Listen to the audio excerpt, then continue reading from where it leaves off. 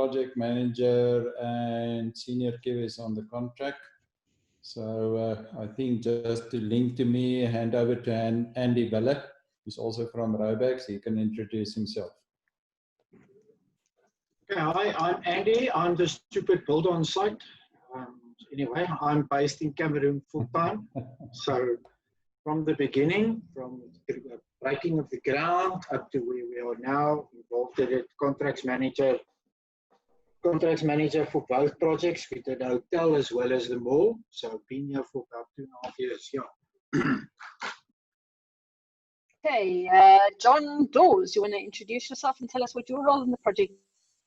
Yeah, morning everyone, or good afternoon. I'm John Dawes from Benoy Architects. We're the architects for the projects, based in the UK. Okay, Henry, is it Henry? Yes. Do you want to introduce yourself? Yes, that's right. Good afternoon, Henry Bekes, PKA Architects. We're the architects of record and we're the implementation architects on this project, working with Robex. Great. Who else do we have here? Who would like to go next? I can go. My name is Wenzel Opperman. I'm from WSP Consulting Engineers. We were the structural engineers and civil engineers on the project. Fantastic. Martin, do you want to just introduce yourself and tell us what your role Yeah, is? sorry, I was a few minutes late. Sorry, Not a problem. Failure. Martin Goosen, WSP. I was the project director on behalf of WSP, the civil and structural engineers for the projects on behalf of Robex. Okay. While we are still waiting for Richard to join us, I think what I'd like to do, I know that the questions that I sent through to you, we started with structural, then architectural, then cladding. But I think let's just let's start with the architectural side of things. So questions for John and Henry. Can you give us a little bit of an insight into the brief for the structure? John, do you want to maybe go first? Yeah, I'll start and then I'll pass to Henry. So we were instructed, so the client is Actis. We were instructed a few years ago now. Before I talk about the structure, just talk a bit about the building and the opportunity. I think it's certainly the first piece of, I would say, decent construction to happen in Douala for probably the last 20 years. And I think the overall intent in terms of location, for sure, this is a phase one. There's a much bigger master plan around it. And ultimately, I think that the proximity to the airport is huge. Obviously, pre-COVID, post-COVID, we'll see what happens with that. With that, I think ultimately, in terms of the building itself, it's a building built on lean construction, built to a lean budget. But I think ultimately, sense of place, external spaces was super key for the building with the climate and all that kind of stuff. So, whilst we talk about it as a piece of building, I think it as a destination piece, both external high quality spaces plus internal, is massive for Douala. In terms of the structure, and I'll let Henry go into detail on this. The big thing for us for steel, obviously, it gives us great flexibility. We can build at speed. I think also working with local expertise, it's super viable for us. Things like curing time, we have no curing time effectively. So effectively, the building come up at pace, and ultimately it gives us future flexibility. Henry, you want to build on that from an architectural perspective? Yeah, just a few points. We inherited a very well-designed project, which is of unusual composition for our South African, or what we used to working with. The steel structure and the open plan, especially on the first floor that you could generate from that, it's basically a free-form plan, combined with a very well detailed and managed building. There's no detail that is unresolved before you go to site on this project. It's a fantastic opportunity, and as John said, I also think it's a fantastic, hopefully Kickstarter in the Central African region. It's a magnificent building to have worked on. So from an architectural side of things, what are you most proud of on this particular project, John?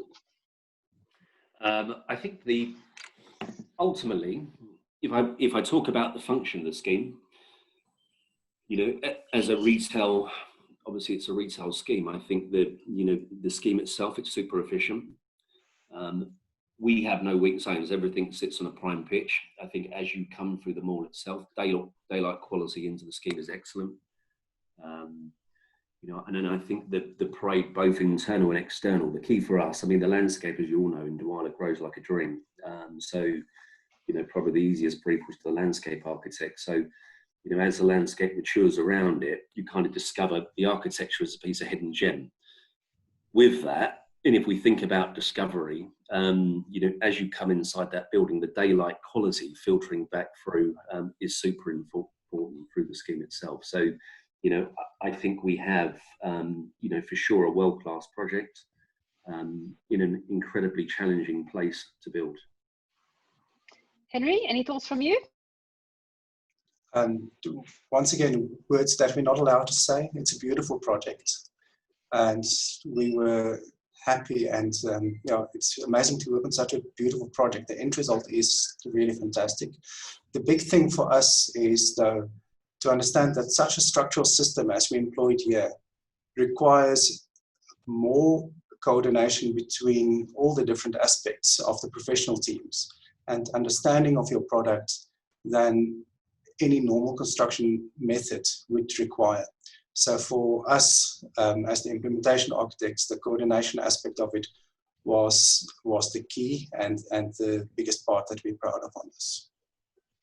Right, Vincel, I want to maybe just hand over to you now, and let's start going through the questions for the structural engineers and the actual fabricators and contractors. Can you, if you would like to share your screen, you're welcome to do so. Any of the participants, I have enabled that. Vincel, can you give us a brief description of the structural framing of this project? Yes, sure.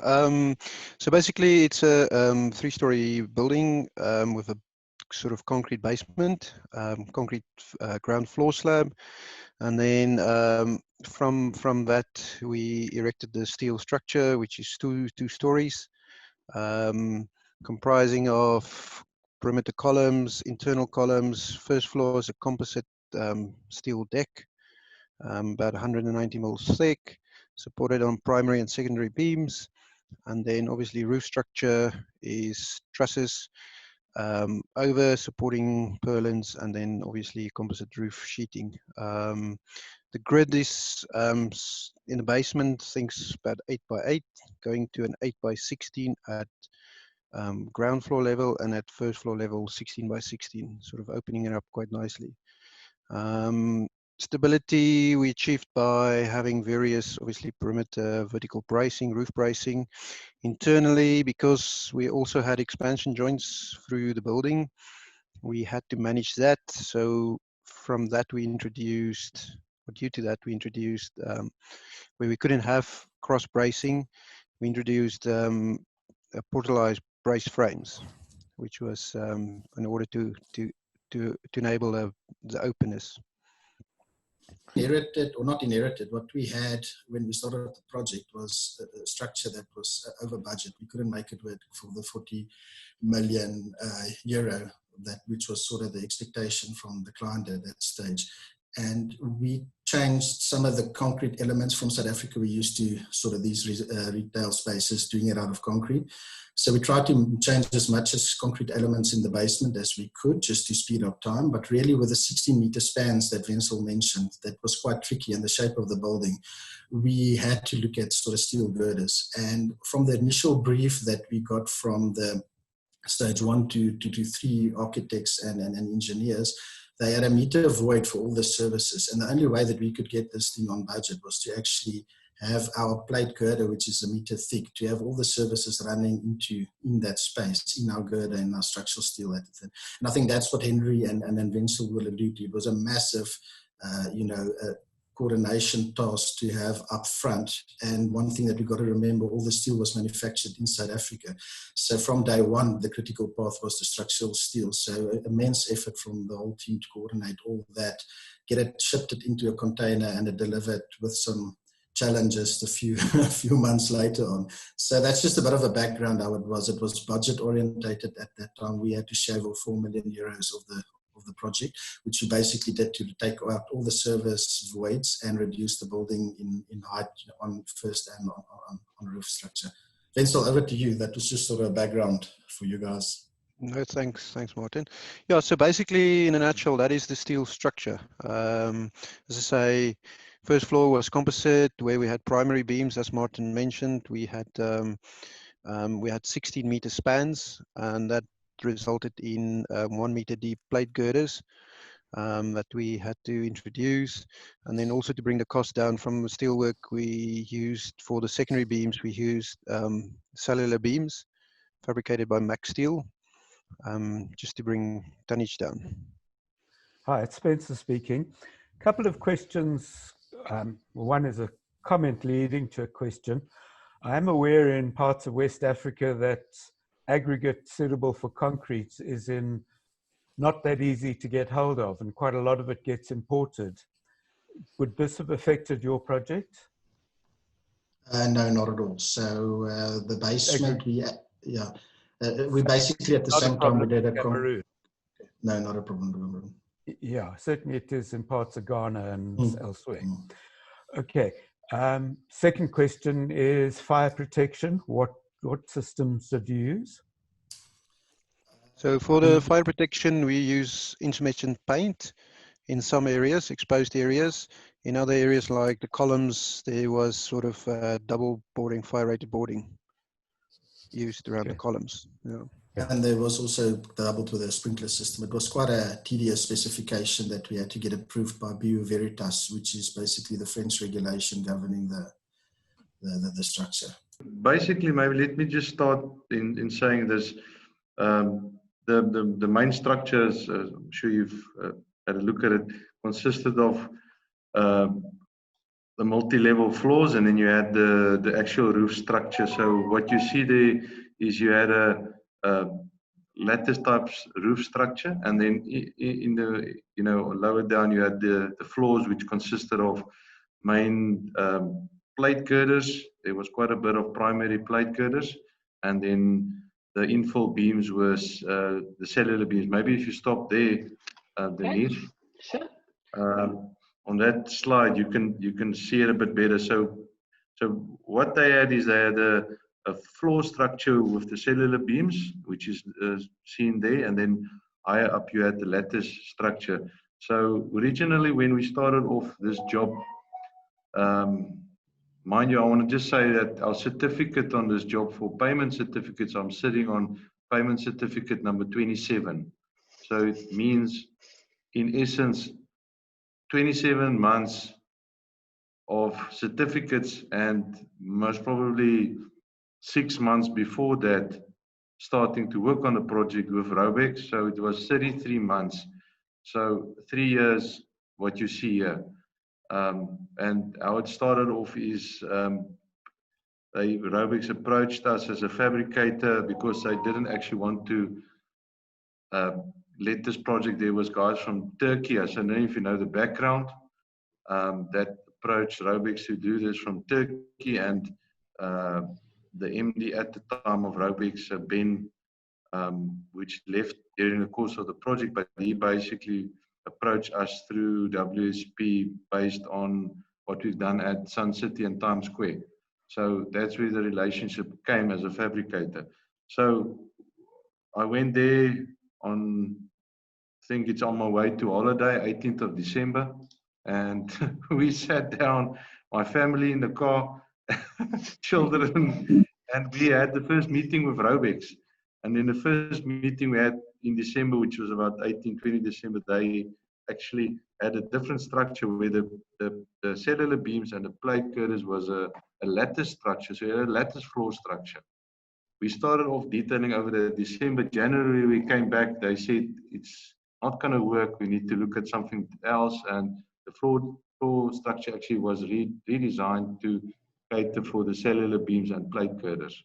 So that's how this thing changed. There was a lot of work done and then redone. So subsequent to that, the big challenges for us was to try and see how we actually get the steelwork in Cameroon. and mainly it was because of the grids. So we had to break down this main plate girders into 12-meter, because we didn't do break bulk. Everything was containers, open top containers. Plate girders was spliced with bolted connections to get them within the 12-meter grid. And then also the cellular beams was also in a 12-meter grid. So everything was designed and fabricated to fit the container as best as possible. Even your lattice trusses high up in the roof. Everything. You can even see on this facade drawing, if you look at that column just above the floor, you can see the bolts inside that main column, the black column. You can see it slightly there. So this was another thing that we've done, is you can see that column was also, if you go from call it ground level up to where the bolts are, that's more or less 12.9 meters. So we had to see that all the columns and the splices that you have on this job goes up to the 12-meter container thing. So that's why you see connections like that. And why is it so high up on the floor? It's because of the container units. So I think that's just in short. You have a multi-floor level, and then there you can see it again. So you have this floor structure, and then another challenge or thing that we had to look at is this whole site had this basement. So it had this concrete basement, and we had to put the steelwork on top of that basement. We had there was 2 very limited tower cranes on site in terms of jib lengths, and then they had a mobile crane, which was most probably the biggest one in Cameroon, which was a 200-ton mobile crane. And with that, we had to make work. So in some spots of this mall, we could actually not reach with tower crane or mobile crane. We had to physically build scaffold towers, chain block, and then pull up some of these plate girders into position. So here you can see, maybe stop this one, Denise. So this one, there you can clearly see all the columns that protrudes through the slabs. So that would be the columns that's going up to the 12-meter lengths to maximize the container sizes. So what we had to do in the middle of this floors, we had these scaffold towers, typically that you see the guys is built here in the center. And then we had to put the plate girders, trolley them in from the sides. And then from there, we had to pick up the plate girders and then, erect the structure from there. So it was quite difficult in the core of this shopping mall to actually lift the steelwork up. Another thing, just going back into on the fabrication side of things, is because you had so much mechanical, electrical services, air cons. We also had the challenge when we started with the plate girders, because your plate girders was 1 meter, 1.2 meter deep plate girders. So you have all these aircon units and ducting that was clashing on the main plate girders. So, once that was coordinated, we had to do cutouts in the plate girders and strengthen the plate girders up so that your services can go through. Because if you had your services underneath the plate girder, it was just too low. So it had to be in the line of the steelwork. But that was also quite a challenge to get that right. But I must say, between WSP and ourselves and Mondo Khan, that was the shop detailers, all of that stuff actually fitted quite nicely on site. Any questions from your side so far, Amin? Yes, Richard, when you describe the, let's say, fabrication, logistics, and erection, what types of teams, what quality of teams did you have to take there, and what was available? I know you said the cranes were available there, at least a mobile crane, but from a point of view of personnel, what types of skill sets were required from South Africa versus what was available in Cameroon? When I actually flew over to go and scout and see what's available. So how this worked is Raubex gave me the opportunity to fly over. I had interviews with about 5 or 6 steel companies in Cameroon. I spent 3 days in a minibus going to 6 fabricators, getting their CVs, getting all their stuff, looking at the stuff, looking at the facilities. And from there, we basically saw which company had, local, you had some comfort in. So we ended up deciding to send 2 core teams. By meaning core teams, we took actually call it a team leader, 2 team leaders, and 6 South African riggers. Okay, and that was expanded at some stage to a 3rd team, who's had 3 areas on this roof. So what we did is we had basically call it 18 South African guys there. More or less, it was it was up and down sometimes when a guy had to come back, or so. But those teams were the core teams, and then what we did is we linked up with a company called Friedlander. They actually all over Europe, they in Africa, they gave us a labor only call it contract. Where I would say to the guys, listen, I need 2 welders, I need 6 riggers, I need 2 painters, I need that, and they would basically fall under our teams.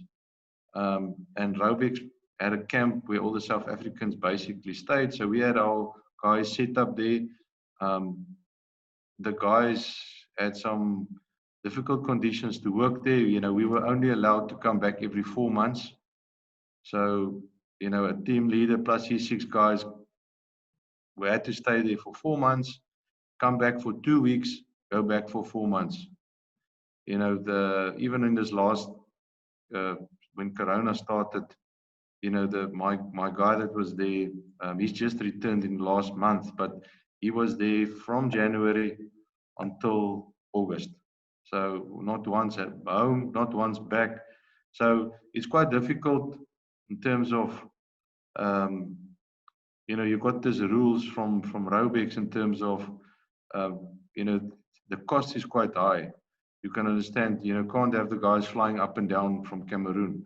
So if you tackle a project like this, there is those difficulties, more of a personal capacity that the guys have to deal with, and then obviously dealing with the guys there.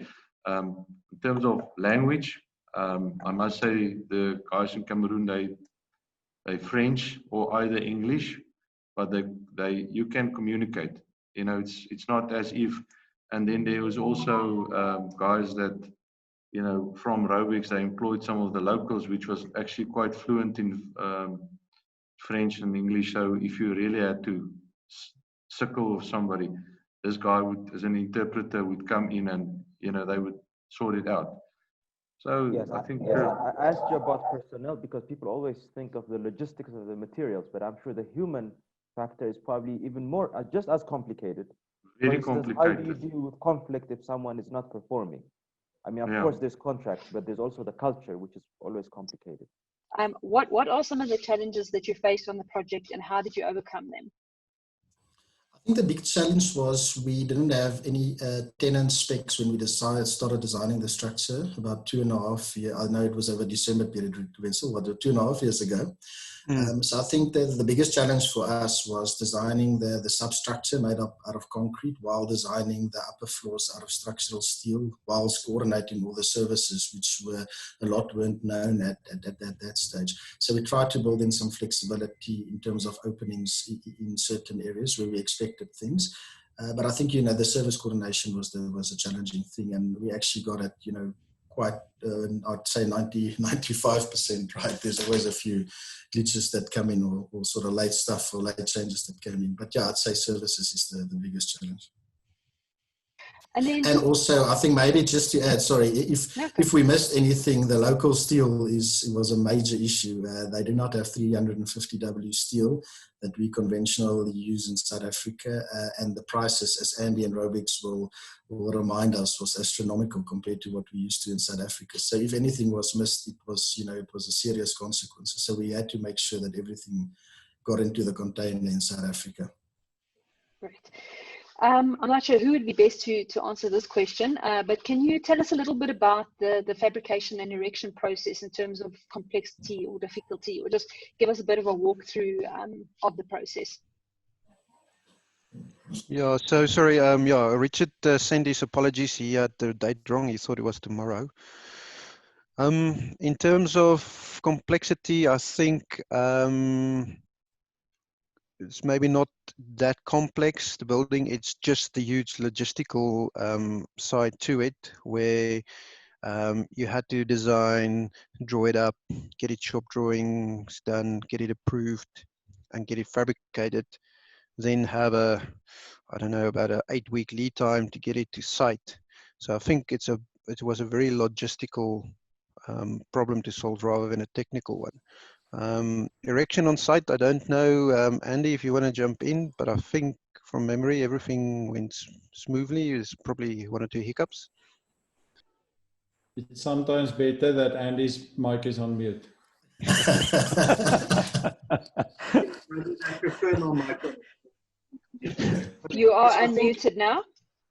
All right. I think our biggest challenge was obviously, as everybody said, is to prefabricate this in South Africa, because to do something in Cameroon is a nightmare when it comes to steel. Cameroon is not many buildings are built with steel in Cameroon.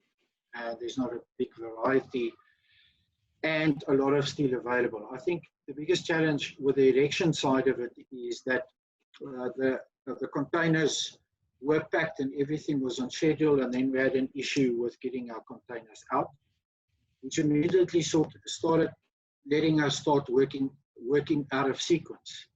But due to the design, it was originally set up on a program to do it as per phase, to go phase 1, phase 2, phase 3, and phase 4.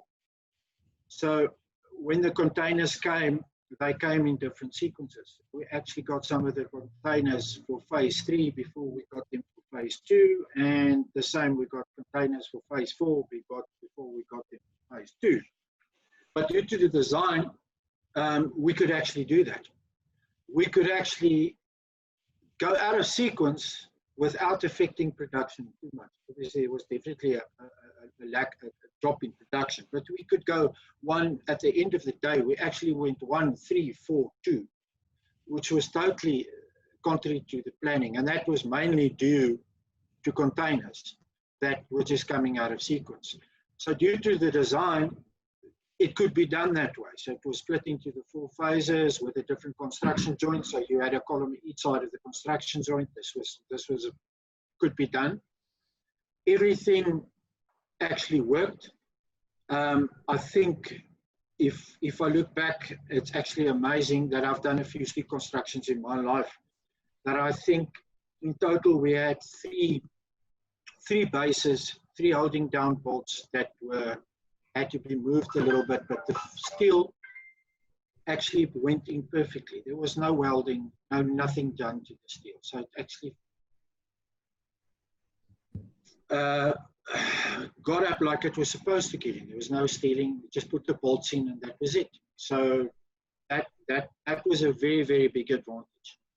I think the other advantage, that due to the design as well, and that it was pretty simple to put up, was to date on this project, we've had over 8,200 millimeters of rain, which I think a person must note. It's about 4 meters of rain average in Cameroon, especially in the months of June, July, and August. August, you have 31 days of rain. I actually feel you have 32 days of rain, but you actually have 31 days of rain. So by doing a steel construction, if this was done in concrete, it would have had a massive effect on our production. Being a steel construction, when you have a break in weather and the steel is dry enough and the cranes can operate and you don't have any safety issues, you can start putting up steel. So you've got a bit of production, whereas in concrete structure, this would have just not worked. So there was a huge advantage in putting up the steel in the weather conditions we had. So yeah, the steel side, apart from containers, went very smoothly. Everything worked perfectly. So yeah, congratulations to the design team on that, to Martin and especially Wenzel. So, Judges, any questions or comments so far? Yeah, I've got another question. On the logistical side, was the steelwork sent out in batches, or was the whole job sent out as a unit that all the containers got mixed up? How was that done? They were sent out in batches. They were set out in batches as per the phasing. We actually had 4 phases of setting it up. So as soon as we did the basement floor with the RC slab on the basement, we would then start putting up steel on phase 1, then go to phase 2, go to throw fees, and come back to phase 4 in the perfect world. And then containers got on phase 1, steel was shipped first. And then about 2-3 weeks later, phase 2 was shipped. And then 2 or 3 weeks later, phase 3 was shipped. And so it was then. And then everything was held up in port. Various reasons, which I don't want to go into too much detail. And then suddenly phase 1 was there, and then suddenly the steel for phase 3 would come out of harbour before phase 2. Or a portion of phase 4 would come out with phase 2, and then this whole steel structure had to then be put up like Lego blocks. And if it was not designed correctly, and we had all the drawings, we would have never got it done, because everything just worked. So we could put up a column 50 meters away from another column, and everything lined up at the end of the day and worked. So that's very big advantage. Very, very big advantage. Yeah, ultimately. So it was it's a customs delay yeah, the customs delay. Due to a manufacturing delay or design delay, it was a customs delay via tax exemption, IP codes, all this type of stuff. Plus the ship got held up in Togo, so it was over a 3-month delay on our steel. Yeah, having extensive experience myself in exporting structural steel projects to the Middle East, you rely on the most unreliable transport system in the world called shipping. Correct. Where the captain can be halfway up the East Coast going to the Middle East, and he hears about a great load in Nigeria, and he comes back down up the West Coast and eventually through the Mediterranean. And there's nothing you can do. Yeah. Relying on these guys. When They're totally unreliable. I had black hair when I started the project. I'm pretty grey now. And that is due to customs, which I think you understand. Yeah, absolutely. We only had one worse disaster where 2 companies from South Africa, both in Germiston, were exporting structural steel break bulk because it was too big to go in containers. And they both arrived in the port, and we used color coding because we were sending several jobs at one time, and the guys knew that color code red was job 1. But unfortunately, the other contractor also used color code red, so half his stuff landed on our side. Well, we weren't that bad, but remember, you get this container coming on a container, and the steel gets loaded off, and then you've got to try and let this fit in what phase, which column. So you have to have pretty detailed drawings, and I kept Wenzel pretty busy. I have great empathy for your problems. Yeah. Emmanuel? Yes. Did you use a local contractor, and how does it work with equipment? As in, did you have to ship your own cranes, or I mean, how does it actually work once you're there? Okay, so Catcon, who actually manufactured a portion of the steel, that did the shop storings, and they had the installation team. So they brought a few riggers out from South Africa with professional foremen. And then we hired local riggers in Cameroon. Luckily in Cameroon, availability of cranes is pretty easy, but we had 2 permanent standing cranes, one on each side of the building, okay, which helped with that. Then there were 1 or 2 beams on stage 2, which were over a ton, so that we had to hire in a 90-ton crane for one or two of those beams. But it was all done via cranes, either a static crane or a 90-ton cranes, and a few 40-ton, or one or two 40-ton cranes just to do the minor on the perimeters.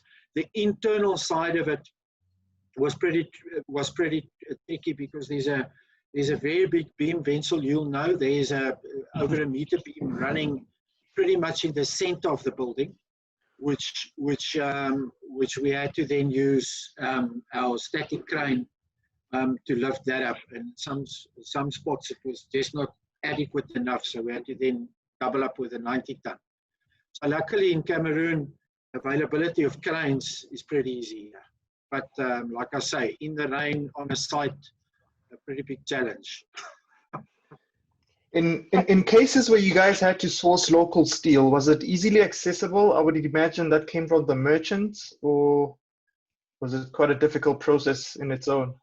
Very, very difficult process. I think Martin can answer that a bit better. The main issue is, yeah, the members are not as per South African or what was used. So you don't get the same member, you don't get the same I-beam or the same. So that's the biggest problem. And secondly, you've got to look at the grade of the steel. And then thirdly is obviously the price. You buy something locally, you're paying on average nearly close to 2.5, not quite, maybe twice the price you would pay in South Africa for the same member. So it becomes a very, very expensive exercise.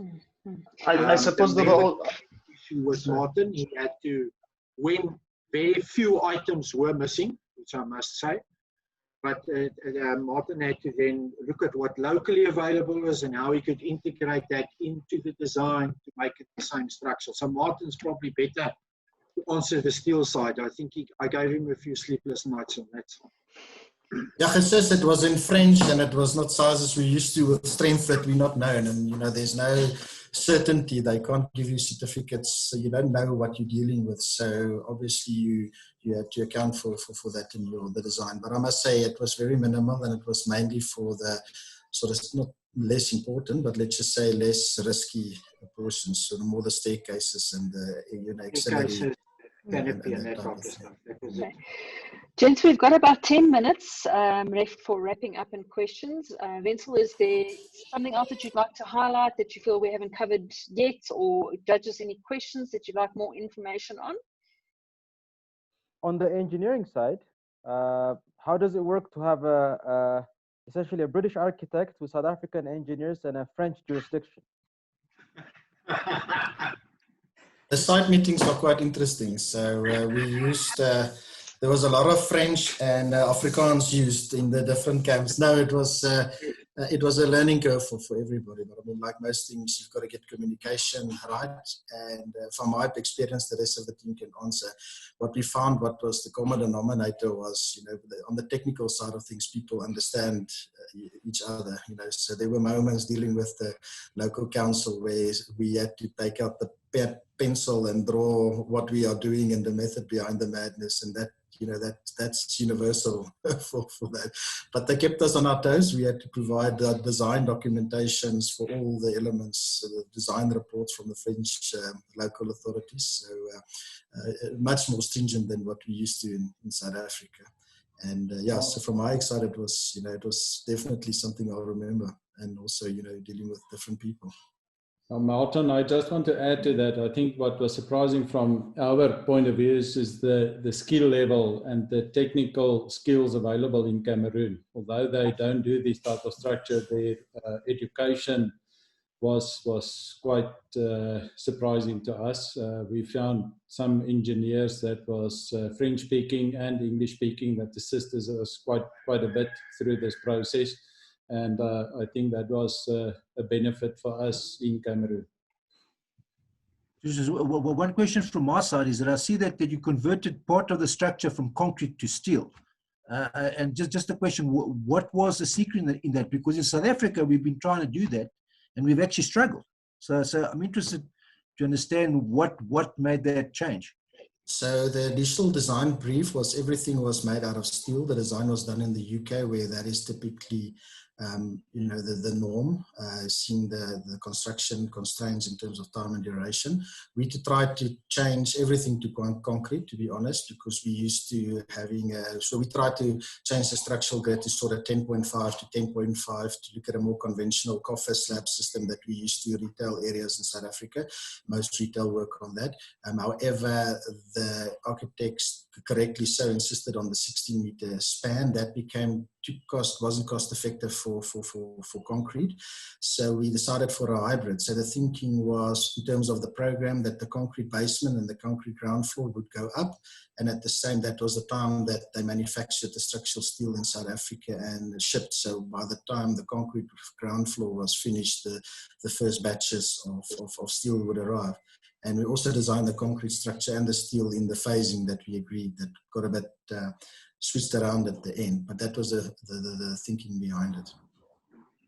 Well, also the basement, sorry, just to add, maybe the basement, we could add columns at 8-meter centers. So the 16-meter grid we could divide into 8, and that obviously made it suitable for concrete. Any other Franco, questions or comments? Yes, for Franco, you need to have John come and design the molds here.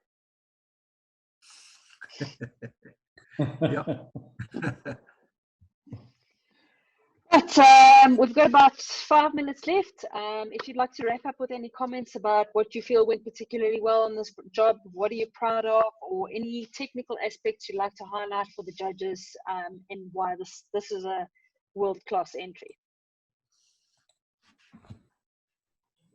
Well, I think from my side is it is truly sort of an international project. I mean, we just a professional team around here.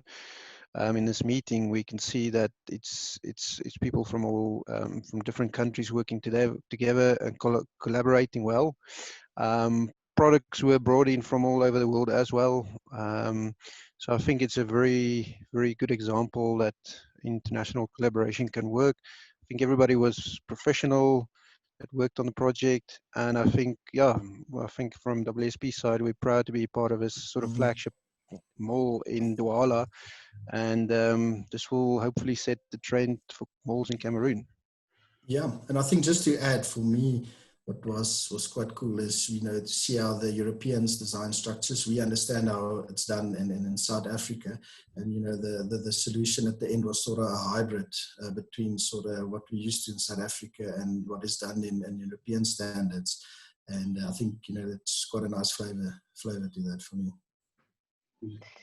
And I can maybe, just from my side, from a construction point of view and a project management point of view, is it was we had our differences and our challenges on the contract with client requirements, and it was for me a big positive that UK-based architects firm and a South African-based architects firm actually worked quite well towards the end to sort out technical problems that we had on site, that we can resolve it in the quickest possible way, as well as what the MEPF coordination during the construction phase was always, there was ways to resolve it due to changes that from tenant requirements. And yeah, I agree with Wenzel that it's clear that the world has become much smaller